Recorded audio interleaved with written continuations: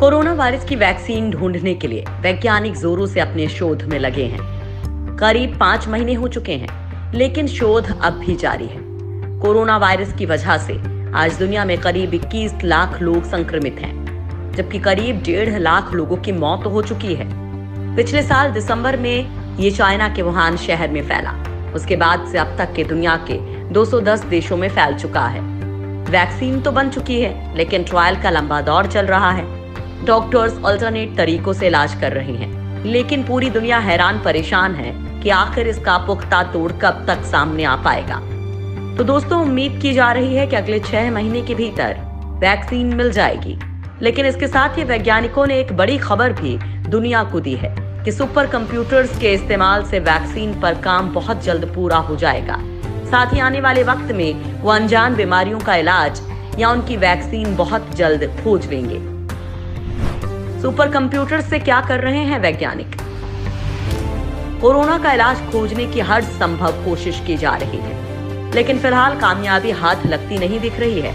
विश्व स्वास्थ्य संगठन का कहना है कि दुनिया भर के वैज्ञानिक करीब 70 टीकों पर काम कर रहे हैं, जिनमें से 3 क्लिनिकल स्टेज में हैं और बाकी 67 प्री क्लिनिकल स्टेज में हैं। तमाम प्रयास जारी हैं और इस काम में वक्त बचाने के लिए डॉक्टर और वैज्ञानिक सुपर कंप्यूटर का सहारा ले रहे हैं। इन कंप्यूटर्स के जरिए वैज्ञानिक ये समझने की कोशिश कर रहे हैं कि कोरोना वायरस का कम्युनिटी ट्रांसमिशन कैसे हो रहा है, इंसान के शरीर को कोरोना कैसे प्रभावित कर रहा है और इस बीमारी का संभावित इलाज और दवा क्या हो सकती है। डॉक्टर इन कंप्यूटर्स के रिजल्ट को बेहद उम्मीद के साथ देख रहे हैं, क्योंकि इन्हीं सुपर कंप्यूटर्स ने जीका और इबोला जैसी महामारी से लड़ने में डॉक्टर्स की मदद की थी।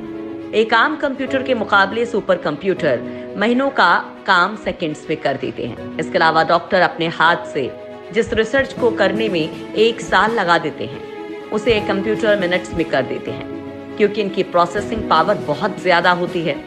अब चूंकि कोरोना वायरस को सामने आए 4 महीने से ज्यादा का वक्त हो चुका है, तो अब डॉक्टर्स के पास इस वायरस से जुड़ी तमाम जानकारियां और आंकड़े इकट्ठे हो गए हैं। सुपर कंप्यूटर को इन तमाम आंकड़ों के विश्लेषण में लगाया गया है। फिलहाल मौजूद जिन दवाइयों के जरिए कोरोना से संक्रमित मरीज का इलाज किया जा रहा है, सुपर कंप्यूटर उन दवाइयों के कंपाउंड का अध्ययन कर रहे हैं। जानकारी के मुताबिक कोरोना वायरस की सतह पर नुकीलापन है, जिसके जरिए वो इंसान की कोशिकाओं को भेद कर शरीर में घुस जा रहा है। सुपर कंप्यूटर कुछ ऐसे एंटीवायरल ड्रग्स की तलाश में लगे हैं जिनके जरिए कोरोना वायरस के नुकीलेपन को खत्म किया जा सके, जिससे कि वो शरीर में दाखिल ही ना हो सके। अमेरिका में सुपर कंप्यूटर को मिली सफलता। अमेरिका में इस काम में लगे सुपर कंप्यूटर्स को सफलता भी मिली है। कंप्यूटर्स को दवाओं के करीब 8000 कंपाउंड और 77 ऐसे मॉलिक्यूल्स या कण मिले हैं जो वायरस के खिलाफ काम कर सकते हैं। अब कंप्यूटर्स इन कंपाउंड और मॉलिक्यूल्स की लिस्ट को और छोटा करने की कोशिश कर रहे हैं, ताकि उन कंपाउंड्स और मॉलिक्यूल्स की लिस्ट बनाई जा सके जो कोरोना वायरस को शरीर में घुसने से रोक सके। इसके अलावा ये कंप्यूटर्स कोरोना वायरस के प्रोटीन संरचना का भी अध्ययन कर रहे हैं, ताकि इसकी वैक्सीन बनाई जा सके, जिससे कि इंसानों के शरीर में इसकी प्रतिरोधक क्षमता विकसित की जा सके। दुनिया भर में हो रहा सुपर कंप्यूटर्स का इस्तेमाल। दुनिया के कई देश और खास तौर पर अमेरिका में इस कंप्यूटर का इस्तेमाल बड़े पैमाने पर किया जा रहा है। IBM, गूगल और अमेज़न जैसी कंपनियों के अलावा रिसर्च इंस्टीट्यूट और यूनिवर्सिटीज जैसे MIT और कॉर्नी मेलन, सरकारी लैब और नासा जैसी संस्था के साथ सुपर कंप्यूटर को लेकर कोविड-19 का इलाज खोजने में जुटे हुए हैं। जापान ने अपने देश के सबसे बेहतरीन सुपर कंप्यूटर फुगाकू को इस काम में लगा रखा है। फुगाकू कंप्यूटर की नेक्स्ट जनरेशन है और अब तक दुनिया का सबसे तेज कैलकुलेशन करने वाला सुपर कंप्यूटर है। वहीं चाइना में आर्टिफिशियल इंटेलिजेंस के लिए इस्तेमाल होने वाले सुपर कंप्यूटर तिन्हे 1 को भी कोविड-19 के मरीजों की चेस्ट को स्कैन करने के लिए लगाया गया है।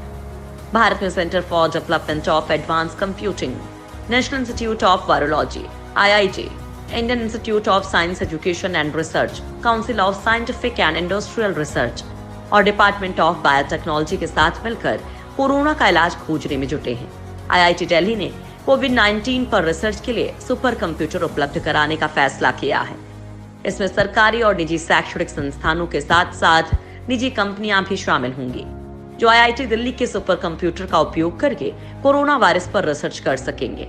संस्था के डायरेक्टर प्रोफेसर राम गोपाल राव ने कहा कि इस कठिन समय में कोरोना महामारी पर काम कर रहे शोधकर्ताओं की बुनियादी सुविधाओं की आवश्यकताओं को पूरा करने के लिए संसाधनों को साझा करना महत्वपूर्ण है। शुरुआत में ये सुपर कंप्यूटर 3 महीने के लिए उपलब्ध करवाए जाएंगे, लेकिन अगर रिजल्ट शानदार रहते हैं और इनकी लंबी जरूरत पड़ती है तो इनको 6 महीने के लिए इस्तेमाल किया जा सकेगा। क्यों देर होती है वैक्सीन खोजने में? जब इस वायरस की वजह से कोविड-19 बीमारी दुनिया में फैलना शुरू हुई ही थी, तभी वैज्ञानिकों ने कह दिया था कि इस वैक्सीन को खोजने में कम से कम 1.5 साल का वक्त लगेगा। वैक्सीन की खोज में इस देरी की वजह शोध क्षमताओं में कमी नहीं, बल्कि इसको विकसित कर लोगों तक पहुंचाने की पूरी प्रक्रिया है। वैक्सीन की खोज में पहले वैज्ञानिकों को वायरस के पूरे चरित्र को समझना होता है। वो किन परिस्थितियों में फलता फूलता है, कब निष्क्रिय रहता है और कब वो खत्म होता है। इसके बाद वैक्सीन संभावित केमिकल तलाश कर उस पर प्रयोग करना होता है। उनके नतीजों का विस्तृत अध्ययन विभिन्न परिस्थितियों में करना होता है। उनके नतीजे आने में समय लगता है, क्योंकि ट्रायल के दौरान मरीज का शरीर अपनी ही गति से वायरस से लड़ता है। पुष्ट नतीजों के बाद वैक्सीन के बड़े पैमाने पर उत्पादन में भी समय लग जाता है। भविष्य के सुपर कंप्यूटर ज्यादा मददगार कैसे होंगे? आने वाले समय में सुपर कंप्यूटर वैज्ञानिकों के शोध और परीक्षण में गति प्रदान कर सकते हैं। आज के सुपर कंप्यूटर टेरा स्केल के कंप्यूटर हैं, जबकि जल्द ही ये एक्सा स्केल के सुपर कंप्यूटर्स आ जाएंगे और वैज्ञानिकों की मदद कर वैक्सीन पता लगाने में मदद कर सकेंगे। दक्षिण कैलिफोर्निया के केमिकल इंजीनियरिंग एवं मटेरियल साइंस के प्रोफेसर प्रियदर्शन वशिष्ठ का कहना है कि सुपर कंप्यूटर बायोकेमिकल्स के सिमुलेशन में बहुत तेजी से गणना करने में सक्षम होते हैं। वो वायरस की विभिन्न परिस्थिति में संभावित व्यवहार की गणना करने के साथ दवाओं के उन पर सभी संभावित प्रभावों की गणना कर सकते हैं, जो वैक्सीन ढूंढने की प्रक्रिया में गति प्रदान कर सकता है। बात अगर कोरोना वायरस के मामले की करें तो कोरोना वायरस और उसके सतह वाला स्पाइक प्रोटीन की लाखों अणुओं के एक दूसरे पर पड़ने वाले प्रभाव का अध्ययन बायोकेमिकल सिमुलेशंस की मदद से सुपर कंप्यूटर तेजी से कर सकते हैं। कोरोना वायरस का आरएनए अपने आप को रेप्लिकेट कैसे करता है, कैसे उसका स्पाइक प्रोटीन उसकी रक्षा करता है, ऐसे कई सवालों के जवाब लैब में ढूंढना लंबा वक्त ले सकता है, लेकिन सिमुलेशन तकनीक इसके लिए जल्दी नतीजे दे सकती है। भारत तेजी से कर रहा है कमाल। एक मानवीय जीनोम में 3.2 अरब बेस पेयर होते हैं। भारत 5वां ऐसा देश है जिसने नोवल कोरोना वायरस के जीनोम की सीक्वेंसिंग करने में सफलता पाई है। उसने अंतर्राष्ट्रीय समुदाय से ये डेटा शेयर भी किया है। जीनोम डेटा टेस्ट दवाई, वैक्सीन आदि बनाने में बहुत मददगार होता है। अभी तक कोविड-19 पर 44,000 शोध पत्र प्रकाशित हो चुके हैं। आर्टिफिशियल इंटेलिजेंस और डेटा एनालिसिस तकनीक की मदद से सुपर कंप्यूटर्स तमाम शोधों और उनके नतीजों का विश्लेषण परीक्षण करने में चिकित्सा जगत की बहुत मदद कर सकते हैं। भारत की CDAC यानी कि centre for development of advance computing corona virus से लड़ने के लिए हैकेथॉन प्रतियोगिता का आयोजन करा रहा है। CDAC का कहना है कि इससे शोधकर्ताओं को कोविड-19 संबंधित समाधानों के बारे में जानने में मदद मिलेगी, जिसमें इसकी दवा की खोज भी शामिल है। आज के सुपर कंप्यूटर्स एक दशक पहले की तुलना में 100 गुना तेज हैं, लेकिन अगले साल ही सुपर कंप्यूटर्स एक्सा स्केल स्तर के हो जाएंगे, जो आज के सुपर कंप्यूटर्स से 100 गुना तेज होंगे। इसलिए उम्मीद की जा रही है कि भविष्य में वैक्सीन खोजना इतना लंबा काम नहीं होगा।